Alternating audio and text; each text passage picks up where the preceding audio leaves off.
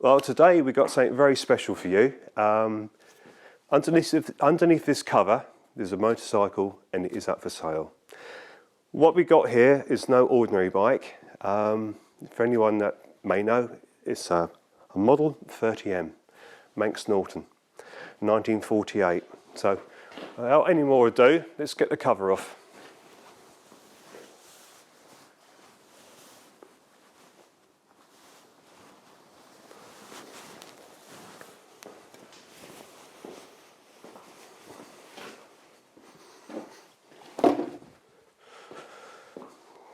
Now what we have here is a lovely bike. Now a bike like this you don't see very often. This was commissioned, it was sold from the factory to a dealership. It was road registered back in 1948 and it did take part in, we know it took part in a event. It could have been the Manx, it could have been the Ulster, but it has done something in its life. What we know about this, and I will go to the paperwork in a moment, that it was purchased then away from racing. Someone purchased this, and we'll talk about that in a moment. Just briefly going to talk about the bike. So at the moment, she's in a collection, and that is now going to be sold. But it's always been a bike that's been well looked after, well maintained. It is road legal. We do have a baffle. We've taken this out for filming today, but in the end of the megaphone we can actually put a baffle inside here, so it will mute it down a little bit. She runs on castor. For people that don't know, castor is a vegetable-based oil. It's actually the castor oil bean, and in the day people used to use castor oil because it would put up with the extreme temperatures in engines. But as I mentioned before, when I had my Gold Star out, you can't mix castor oil with modern oils. It coagulates in the crankcase. So it's purely on castor oil. If you wanted to change it, you had to strip things down. But she got a lovely sound to her on this megaphone.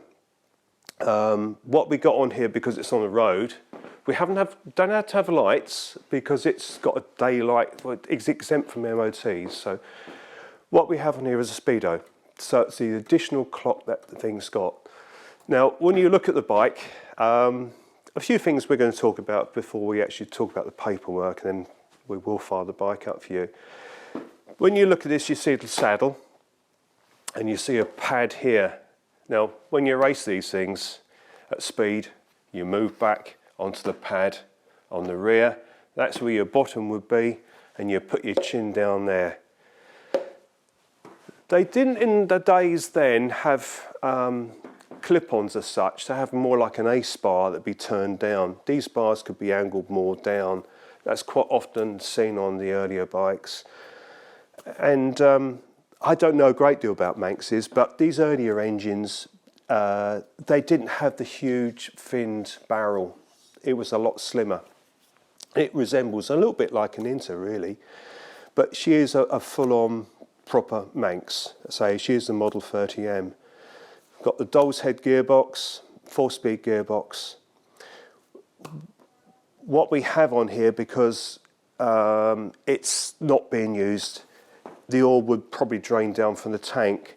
So we do have a tap on the feed side, which we need to put on in a moment when we fire this up.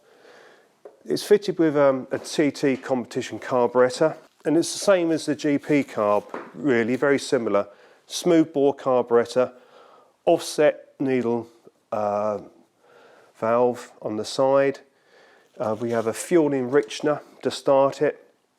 On the rollers, we just give it a little bit of tickle on the tickler, on the float bowl. We put it in third gear, we spin it up, and she should catch fairly easily. But we just make sure we turn that tap on first and afterwards turn it off. There's not much more I can say, but it's really is lovely condition. I don't think you'll ever find another one better than this. Matching numbers, engine number, frame number. We know its history, and we'll talk about that in a moment. But really is a beautiful example of a Manx Norton. in anyone's collection, this would have pride of joy, I think, really. And the sort of place I would love to see this bike is somewhere like Goodwood, presented where it should be. So what we got round here, just show you around here before we move away from here. Because it's a race bike, we have an exposed clutch. People know that's common play. You have additional feed of oil here for the primary chain. So you can regulate this valve here to get a drip feed to what you want. You wouldn't obviously want too much because it's going to fling oil everywhere. And also we have one at the back, so you can regulate an oil feed to the rear chain. The engine itself, like I say, it's fed, has a return feed of oil. And the first thing what we'll do when we start this up, we'll just flip the cap off. We'll just undo this and make sure we got an oil return. We show you in there. It's quite a long way down, but you'll see that returning. So that is cash noir in there. Yeah, so up the top you have the fly screen on the front, rev counter, speedo, steering damper. And what a lovely layout.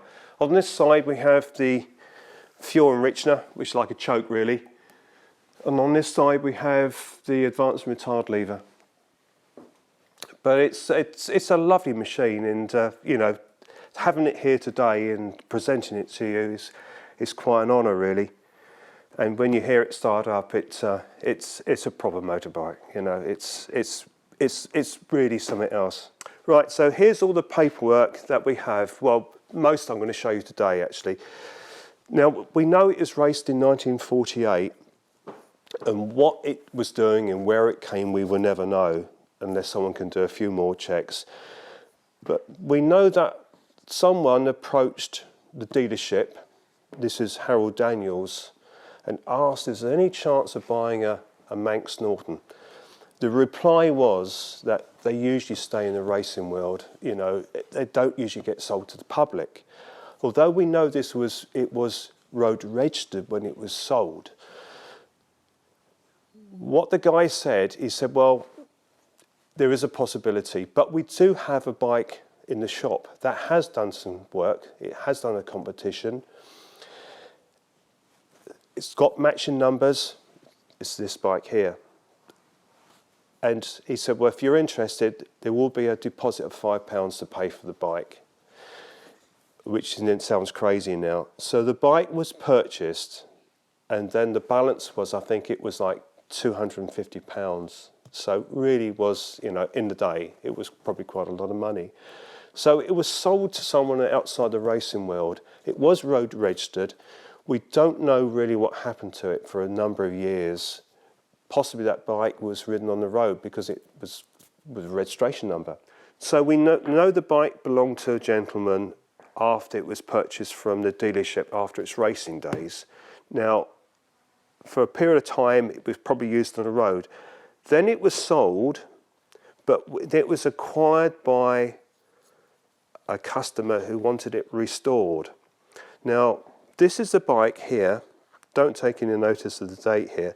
This is the condition the bike was in before it was restored. So you can see by this, the bike is very genuine. There's nothing on here that looks, it's not a pile of junk, is it? You know, it's a really nice machine. It was totally stripped down, and this is here when it was completed. Now, all this work was done by Bernie Allen. Bernie Allen, he was the man for Manx Nortons. He knew exactly what would be needed to be done. Now, I can show you here some of the work that was undertaken.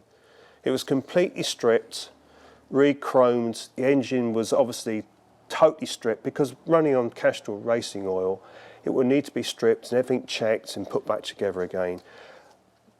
The chances are this engine is absolutely standard because as far as we know, it's only done one major event, and being sold off to the public, I don't think this bike would have seen a lot of use. But if we just flick through here, we get an idea of some of the work that was done here. You know, there's considerable amount of work on the bike. And this is in 03, isn't it, Dave? This is 03. So this has all been done by Bernie Allen for a customer Now, as far as I'm aware, someone walked into Bernie Allen's shop and said they wanted to buy a Manx Norton, and they saw this bike. I think it was probably in its finished form. He said, "I really like that bike," and Bernie said it's for a customer. Money talks.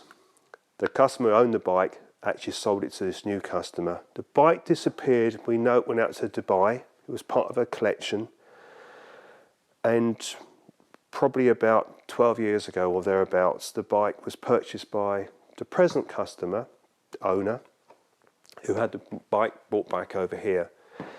It's had a few things done to it, but I know for sure, because I do know the bike, it hasn't done anything on the road. It's just been part of a collection of motorcycles, and it's such a lovely bike. It's a bike that, and I'm aware that most people will know this, you can't really use it on the road. Although it's road registered, it's like me with a Gold Star. It's very difficult to find the space to go out, the time to go out when there's not the traffic and you've got the time to do it. It really is a bike that I feel probably someone who can afford this would take it to a track like Goodwood, be part of a classic event, either parade it or will show it at a show, and do the circuit showing this bike, because it should be seen and it should be ridden. I don't think it should be ridden hard because it's such a genuine machine, but it would be nice to actually see a collection of bikes and occasionally have an airing out on the circuit. So we have the pictures from before and after restoration, and the only additional thing that has been done to it now, it has actually had a speedo put on with the rev counter. Okay, before we start the bike up, we need to put the feed oil pipe on. So down here, just got a tap down here. Whoever buys this, always make sure, first thing you do, you could actually convert this to a micro switch type probably, or wire to the mag. So that's on. We turn on the fuel.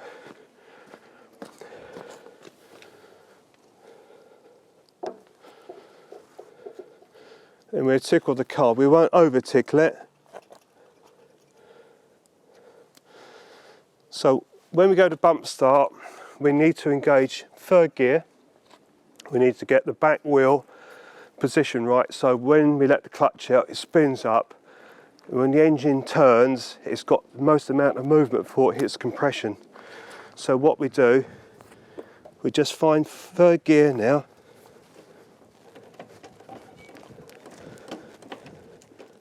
There's third gear. We turn the back wheel back away from compression, like that.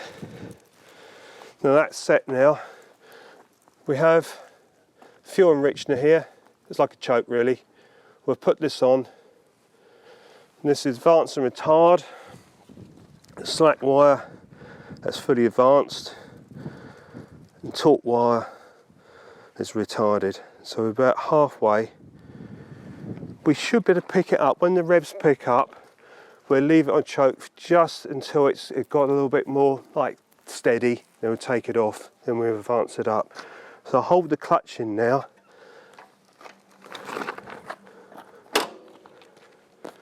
And get back into the rollers.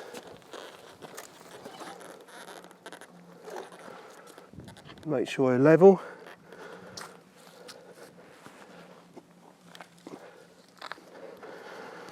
Now because my pad's quite short, I have to put this around here so I can put my foot on the pad to start it. So all we need to do now is pull the clutch in, spin up the rollers and drop the clutch with a little bit of throttle. So clutch in, spin up the rollers.